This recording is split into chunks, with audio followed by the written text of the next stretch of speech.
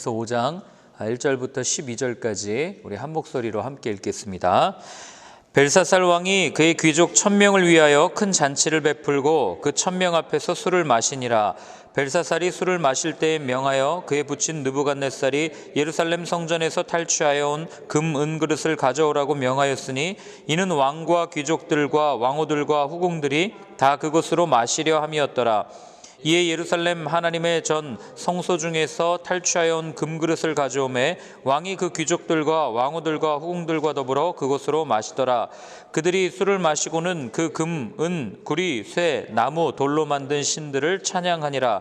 그때 사람의 손가락들이 나타나서 왕궁 촛대 맞은편 석회벽에 글자를 쓰는데 왕이 그 글자 쓰는 손가락을 본지라.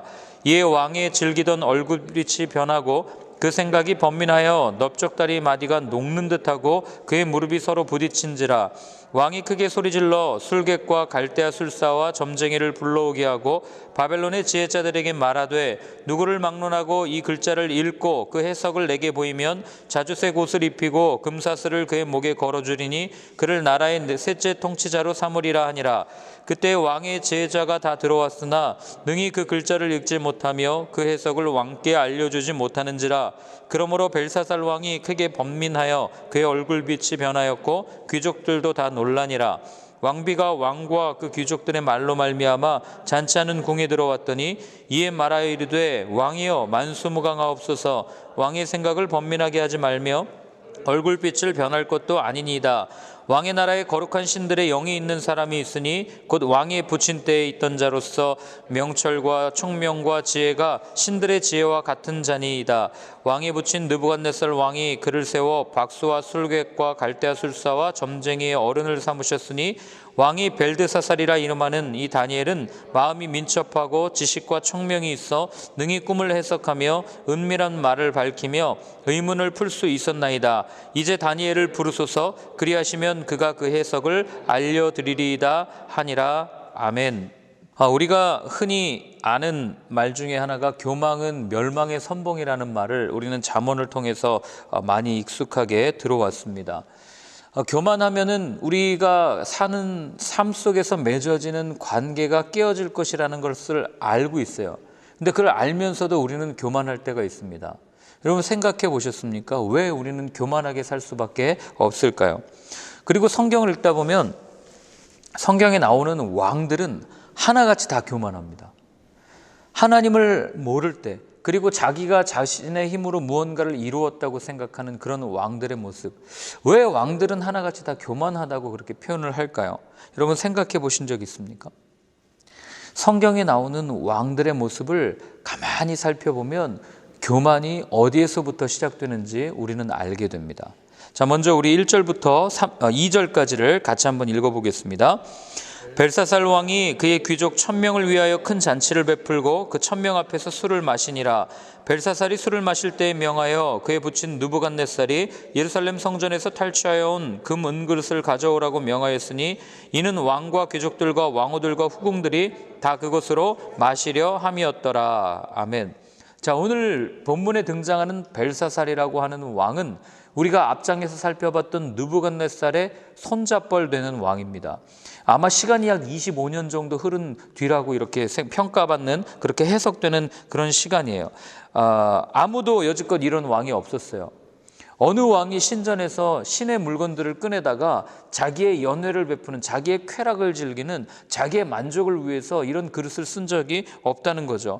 그런데 오늘 본문에 그는 보란듯이 신전에서 그 하나님의 성물들을 다 가지고 와가지고 거기다 술을 따르고 후궁들과 또 거기 연회에 참석한 많은 사람들과 더불어서 즐기는 그런 모습을 우리한테 들려주죠. 여러분 성경 어디를 보십시오. 어느 신전에서 신들의 이 물건을 가져다가 이렇게 흥청망청 쓰는 왕이 있었습니까?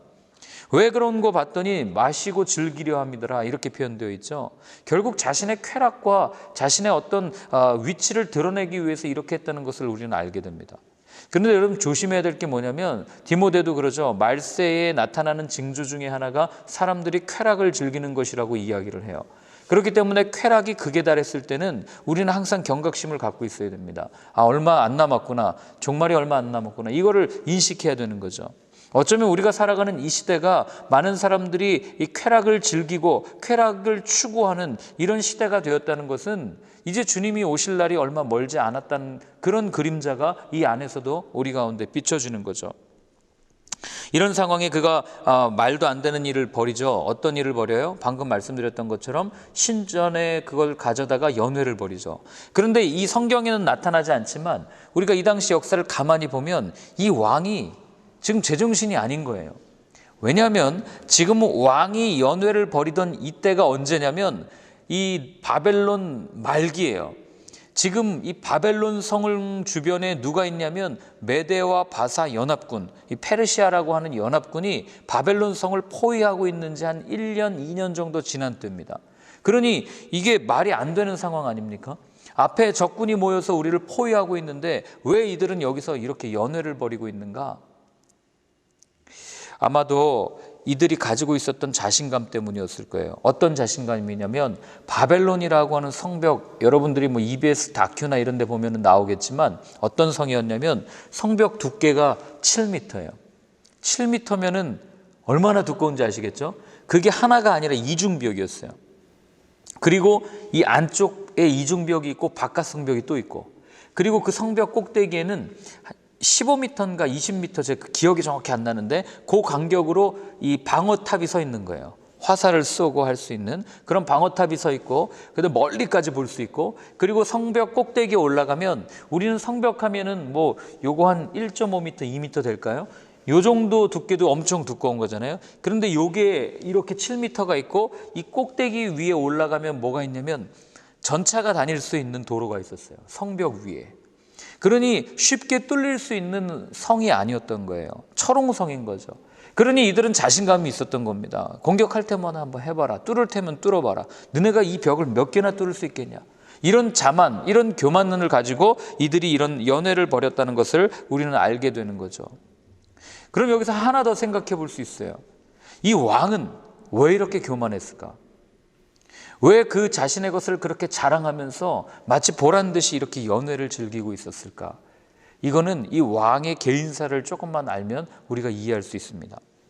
오늘 아까 말씀드렸지만 이 벨사살이라고 하는 왕은 느부갓네살의 손잡벌이라고 말씀드렸죠. 아버지가 누구냐면은 이름이 나보니두스라고 하는 왕이에요. 나보니두스. 그런데 이 나보니두스라는 왕이 누구한테 패배하냐면 메데 바사 연합군에 패해요. 그래가지고 전쟁에서 지고 와서 나라를 다시 한번 재건하고 일으키려고 하는 것이 아니라 어떻게 하냐면 아들한테 왕위를 물려줍니다. 그리고 자기는 어디로 가냐면 이 종교인으로 귀화해버려요. 달신이라고 하는 달의 신이죠. 이 달신을 섬기는 그 일에 집중하고 아들을 왕으로 세웁니다. 그러면서 왕을 세워놓고 자기는 손을 완전히 뗐냐? 그것도 아니고 마치 아들을 섭종왕처럼 세워놓고 이래라 저래라 이야기를 했던 것을 우리는 알게 되는 거죠. 그러니 여러분, 벨사살 왕은 어떤 생각을 가지고 있었겠어요?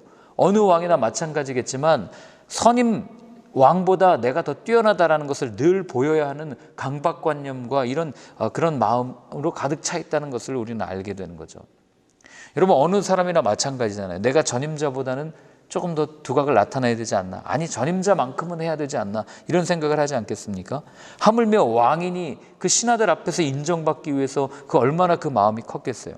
그러니 누군가에게 인정받고 내가 정말 왕으로서 잘해야 한다는, 아니 아버지와 비교해서 내가 조금 더 뛰어나야 한다는 그런 마음에 있었던 욕심, 그런 열등감이 이 왕으로 하여금 교만을 표출할 수 있도록 만든 그런 도구가 되었다는 것을 우리는 알게 되는 거죠. 그러니 다른 나라에서 가져온 그 신전의 물건들을 가지고 감히 인간이 신의 물건을 가지고 파티를 연다. 이건 당시 사람으로서 있을 수 없는 일이거든요. 신전을 공격해도, 다른 나라 신전을 공격해도 그 신들도 거룩한 신이기 때문에 그 신전의 물건을 함부로 대하지 않았다고요. 어떤 왕도. 그런데 이 왕은 왜 이렇게 술을 마셨는가? 봐라, 내가 이렇게 뛰어나다, 내가 이렇게 강하다, 내가 이렇게 신의 보호를 받고 있는 사람이다. 이런 걸 드러내기 위해서 이렇게 행동했다는 것을 우리는 알게 되는 거죠. 여러분, 우리도 마찬가지예요. 가만히 보면 우리가 언제 교만해지는지 아십니까? 아니라고 이야기하지만 가만히 보면 나 자신을 드러내고 싶을 때 우리는 교만해질 때가 있어요. 왜 나 자신을 드러내고 싶어지는가? 따지고 들어가 보면 들어갈수록 사실은 그 안에 열등의식이 있다는 것을 우리는 알게 되는 거죠. 남과 비교해서, 아니 나는 남보다는 상처가 적어, 나는 남보다 더 뛰어나게 행동할 수 있어 하면서 내 자신이 그렇게 계속해서 드러나는 이유가 거기 있다는 것을 알게 됩니다. 그러면 우리는 이런 열등감 없는 사람이 있겠습니까? 세상에 열등감 없는 사람은 없어요. 다 안 그런 척하고 사는 거죠. 그런데 우리는 그럼 이 열등감을 어떻게 회복할 수 있습니까? 이게 이제 우리에게 주어진 과제 아니겠습니까? 여러분은 여러분들 안에 있는 열등감을 어떻게 회복하십니까? 어떻게 그 열등감을 극복하셨습니까? 방법은 딱 하나밖에 없어요. 자녀 둘이 싸울 때 항상 큰애는요, 엄마 아빠가 동생을 더 사랑한다고 생각해요. 동생은 항상 엄마 아빠가 형을 먼저 챙긴다고 얘기하죠. 다 어려서부터 그런 마음의 상처와 열등감을 가지고 자라는데 그 열등감이 언제 회복되는가? 온전하고 아무런 그 자격 없는 그런 사랑, 아무런 그 조건 없는 사랑을 충분히 받을 때 그 마음이 회복되는 것을 우리는 보게 되는 거죠. 괜찮아, 너 있는 모습 그대로 굉장히 귀한 존재야 라고 하는 그런 부모의 인정과 사랑을 충분히 받은 아이들은 그런 열등감이 극복되어져서 열등감 없이 건강한 자로 자라게 되는 것을 우리는 보게 되는 거죠. 있는 모습 그대로를 사랑받고 인정받기 시작할 때 회복된다는 것. 그럼 여기서 우리는 한 가지 놀라운 비밀을 알게 됩니다. 여러분은 하나님이 여러분을 부르실 때, 예수님이 여러분을 부르실 때, 야, 너는 좀 더러우니까 너 샤워 좀 하고 와. 너 좀 정결하고 깨끗하게 한 다음에 나한테 와야 되겠어. 그리고 부르신 분 계십니까? 여러분들 이 예수님 앞에 나오기까지, 여러분들이 처음 예수님을 만났을 때 여러분들의 모습을 한번 생각해 보십시오. 피투성이고 죄투성이고 아무것 하나 드러내고 내세울 것 하나 없는 그런 나를 주님께서는 아무 조건 없이 그냥 있는 모습 그대로를 품어주시지 않으셨습니까? 그 모습을 품어주셨기에 우리는 그분 안에 온전히 거할 수 있었고 그 사랑 덕분에 우리는 열등감을 회복하고 여기까지 올 수 있었다는 것. 그래서 여러분 우리 주변에 보면은요, 어쩌면 이 세상이 왜 이렇게 분열하고 대립하는지 아십니까? 다 피해의식이 가득하기 때문에 그래요. 어떤 피해의식입니까? 가만히 들여다보면 왜 너는 가졌고 나는 못 가졌냐, 이런 생각들, 결국 우리 안에 있는 이 열등감들이 그렇게 표출된다는 걸 알게 되는 거죠. 그래서 복지국가가 뭐예요? 그 선진국이 뭡니까? 그렇게 가지지 못한 사람들에게 가진 사람들이 나눠줄 수 있는 제도를 정착시켜서 모두가 함께 잘 사는 사회, 이게 사실 선진국 아니겠어요? 그런데 이게 인간의 욕심을 가지고 여러분 이게 이루어질 수 있겠습니까? 아무리 나눠준다 한들 그건 생색내기에 불과하죠. 그러니 우리가 정말 꿈꿔야 할 나라는 주님의 사랑을 받아서 온전히 모두의 이 일그러진 자아, 일그러진 마음이 회복되는 그런 나라, 그런 민족, 그런 국가를 우리가 꿈꿔야 되지 않겠어요? 그러니 우리가 쉽게 그런 얘기 하잖아요. 정치인들에게 무슨 희망이 있겠어요? 어디에 희망이 있겠습니까? 뭐 거대 기업에 희망이 있습니까? 전혀 희망이 없다는 것을 우리가 살면 살수록 이 신문 또는 뉴스를 보면 볼수록 느끼는 거 아니에요? 어느 정부가, 어느 정권이 모든 국민의 생명을 책임집니까? 결국 다 자기들의 이익 따라 움직이는 거 아니겠어요? 그렇기 때문에 여러분, 우리 그리스도인들은 한 가지, 이 나를 온전히 품어주시고 받아주셨던 그 예수님의 사랑을 본받아서 우리가 이 사랑을 전해야만 이 땅에 하나님의 나라, 모든 굽어진 것이 펴지고 낮은 것이 높아지는 아버지의 나라가 임하여질 수 있다는 이 확신을 가지고 세상에 나아가서 복음을 전할 수 있어야 되는 겁니다. 자, 우리 3절과 4절을 같이 한번 읽겠습니다. 이에 예루살렘 하나님의 전 성소 중에서 탈취하여 온 금그릇을 가져오매 왕이 그 귀족들과 왕후들과 후궁들과 더불어 그곳으로 마시더라. 그들이 술을 마시고는 그 금, 은, 구리, 쇠, 나무, 돌로 만든 신들을 찬양하니라. 자, 오늘 보세요. 이들이 그 마신 그 술을 마셨습니다. 자기들의 어떤 교만함을 드러냈죠. 자랑했습니다. 그 다음에 하는 일이 뭔지 아세요? 오늘 여기 있는 것처럼 금, 은, 구리, 쇠, 나무, 돌로 만든 각종 도구로 만든 신들을 찬양하는 거예요. 여러분, 왜 만들었어요? 누구 때문에 이런 거 만들었습니까? 다 자기들 때문에 만든 거 아니에요? 자신들 때문에 만든 거 아니겠어요? 종교적 안정감, 종교적 만족감, 나를 지지해주고 정당화시켜줄 정치적 도구, 심리적 안정감을 주는 내가 만든 신, 이게 사람들이 만들어 놓은 신이고 사람들이 섬기는 그런 우상의 모습 아니겠습니까? 그렇기 때문에 우리가 여기서 놓치지 말아야 될 건 뭐냐면요, 열등감에서 시작된 교만은요 반드시 우상 숭배로 이어진다는 거예요. 어떤 우상 숭배입니까? 뭐 오늘도 여기 보면은 금, 은, 구리, 쇠, 돌로 만든 신들을 찬양하니까 우리는 아무것도 안 만들었으니까 나는 우상 숭배하지 않습니다. 그렇게 이야기할 수 있어요? 아니잖아요. 방금 말씀드렸던 것처럼 이걸 누구 때문에 만들었냐고요? 나 때문에 만든 거죠. 내 만족감을 위해서. 마찬가지로 동일하게 여러분, 왜 그러면 그 교만이 우상 숭배로 이어지는가? 세상은요 이 열등감을 극복하기 위해서 방법들을 막 제시해요. 그 제시하는 방법이 뭔지 아십니까? 나 자신을 채워가라는 거예요. 당신의 부족함을 채워가라는 거예요. 자기 개발을 하라는 겁니다. 나 자신의 그 장점을 살려서 나를 자꾸 부각시켜서 내 안에 있는 열등감을 표현하고, 그리고 그로 인해서 자신감을 채워가라. 이게 세상이 말하는 이 열등감을 극복하는 방법이죠. 나로 끊임없이 채워가는 삶. 그런데 여러분, 내 것이 채워지면 채워질수록 우리 열등감이 자신감으로 바뀝니까? 안 느껴보셨어요? 내 것을 채울수록요 더 센 상대가 보이는 법이에요. 내 안에 차지 못한 부분에 주목하는 것이 인간의 죄성입니다. 그러니 우리는 끊임없이 내 것을 채워도 공허한 마음을 느낄 수밖에 없는 거죠.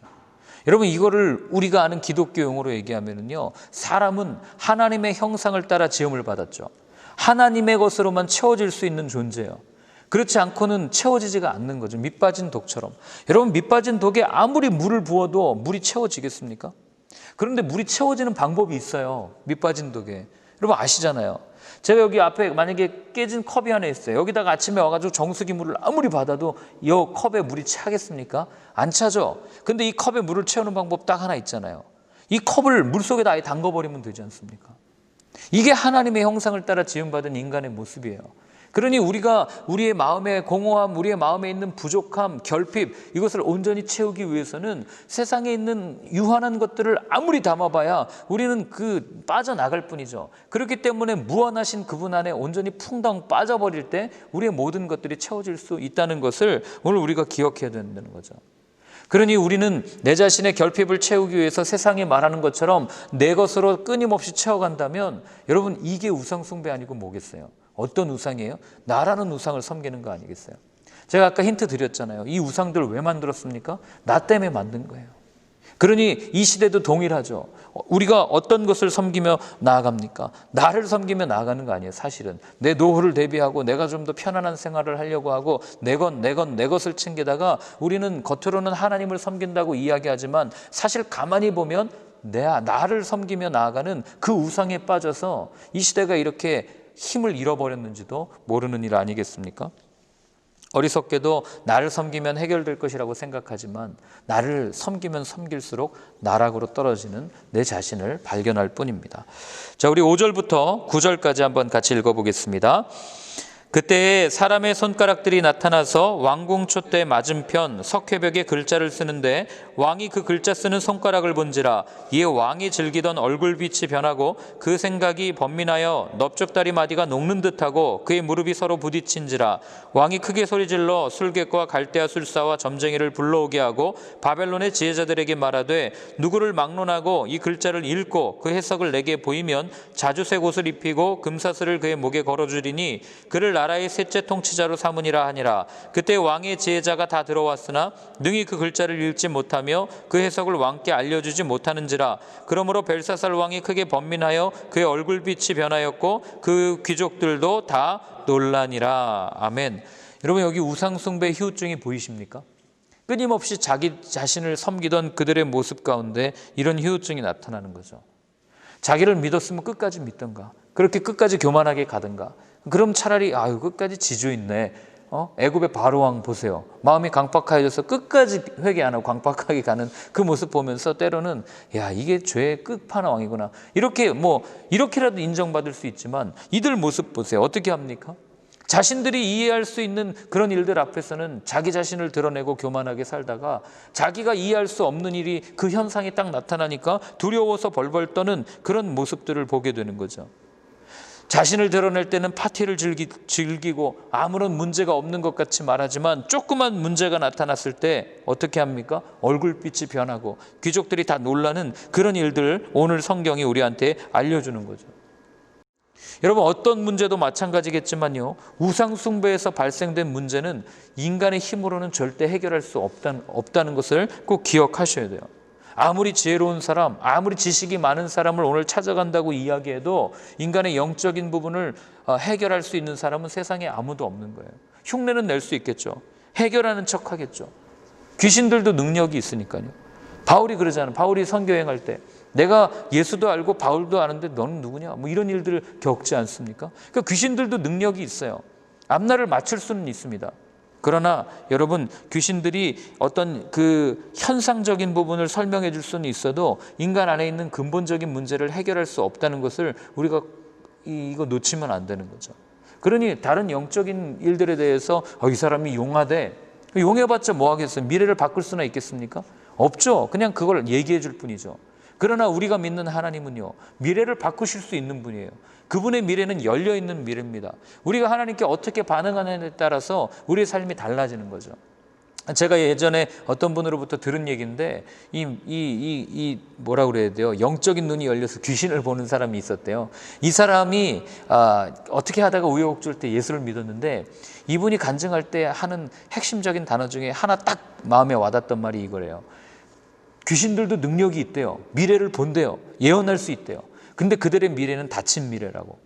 그러나 예수 믿고 보니까 예수님 안에 있는 사람들에게도 예언이 있고 능력이 있는데 그 예수 믿는 이들에게의 미래는 열린 미래라는 거예요. 하나님 앞에 어떻게 반응하고 어떻게 살아가느냐에 따라서 그 인생이 완전히 달라질 수 있는 그런 미래가 크리스천의 미래다. 이렇게 정의하는 것을 들은 적이 있다고 합니다.